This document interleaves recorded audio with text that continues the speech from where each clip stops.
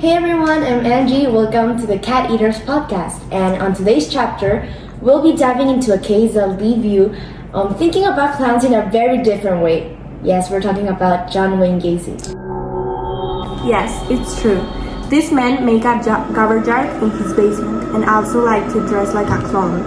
And no, it's not like a scary movie, it's really happening. You know, I've gotta admit, Gacy's one of those guys where you really wonder how he got away with it for so long. It's honestly baffling how people thought he was the all-American guy, while he was hiding the darkest secret under his feet, literally. Okay, well let's start with this. John Wayne Gacy was, by all outward appearances, your average guy, maybe even charming. He ran a successful contracting business and was active in local politics and had this almost Hollywood-esque charm. This wasn't a guy in a dimly lit alley waiting to pounce. This was a community leader. This man was living his dream.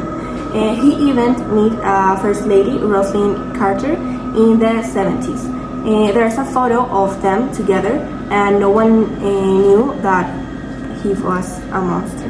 Oh yeah, I bet he was in his best suit and shaking hands, flashing that killer smile. And speaking of smiles, did you know he also used to dress as a Pogo the Clown? He'd perform at children's parties, hospitals, and even at charity events. Pogo the Clown doesn't exactly scream serial killer, does it? He made kids loud as a clown, but at home was hiding bodies. It was like a real horror story. It's insane, isn't it? The contrast of this charismatic, friendly guy and the horrific reality of what he was doing in private. It's like he was playing a part, and he played it really well. Everyone thought he was just your typical suburban businessman. But then, beneath all that, there were 33 confirmed victims. But there's a suspicion it could be even higher. Before we get into all the crazy stuff, we really need to understand where it all began. Because John Wayne Gacy's childhood, it was a mess. Gacy was born on March 17, 1942 in Chicago, Illinois. His parents, John Stanley Gacy and Marion Gacy, were working-class people, but it was the relationship between his parents and particularly his father that really set the stage of his later behavior. Gacy's father was a tough guy. Tough in a really bad way. He was an alcoholic, abusive, and a bully, especially toward young John. His father would constantly criticize him, calling him stupid and a disappointment. He was often belittled, and his father had no qualms about taking out his anger physically. It's said that Gacy's father even referred to him as a sissy for not living up to the traditional masculine standards. He worked as a clown to make kids happy, but at home was hiding bullies in a crowd space. People thought he was nice, but he was very dangerous. For real, and on top of all of that, Gacy was overweight as a kid, which made him an easy target for bullying. He was different, socially awkward, and his father was constantly putting him down. So he grew up in this toxic environment of low self-worth and physical and emotional abuse. And honestly, this whole situation might explain why Gacy had such a complicated relationship with his own identity. Gacy would later admit that he was confused about his sexual orientation as a teenager, but his upbringing made it hard for him to process these feelings in a healthy way. His father's cruelty and rejection might have intensified that confusion and made Gacy feel isolated. Gacy's dad had a bad temper. He hit John and sometimes hit his mom too. John grew up in a violent home and never felt good enough. That made him angry for any years. And as if things weren't complicated enough at home, Gacy was also dealing with his own personal demons. He was physically and emotionally neglected, and he didn't really have anyone he could turn to for comfort.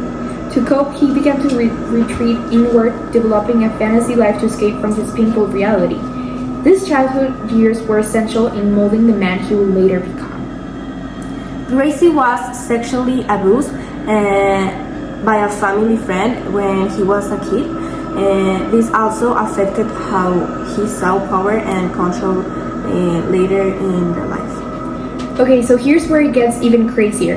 Gacy's modus operandi wasn't that different from a lot of other serial killers in that he was charming.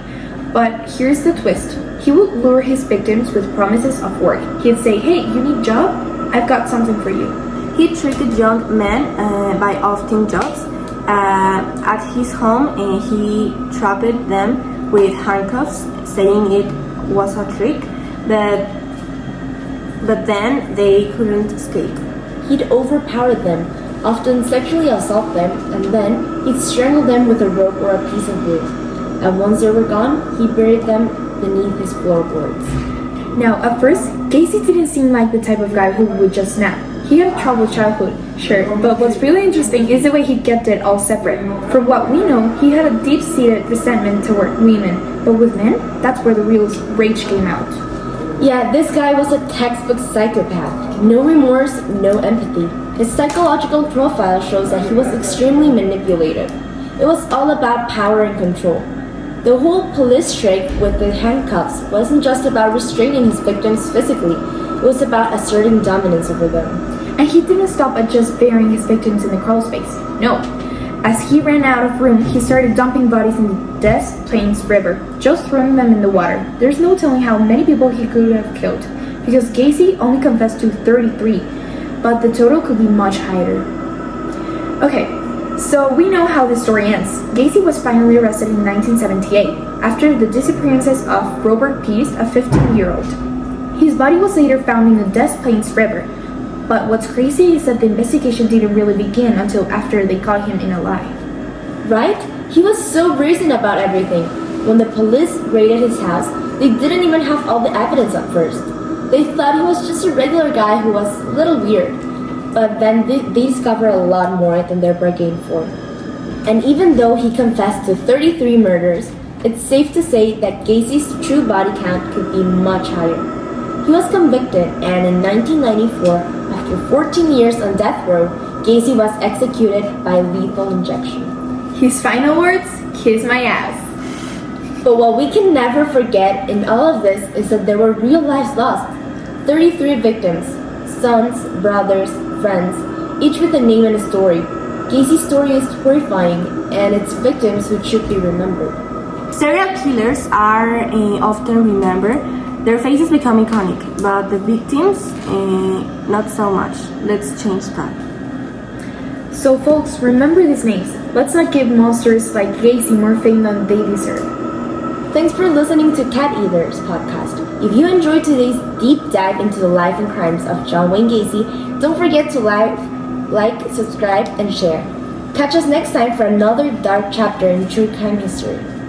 Until then, stay curious, stay safe, and remember, some people's smiles are hiding something far dark. Take care, everyone.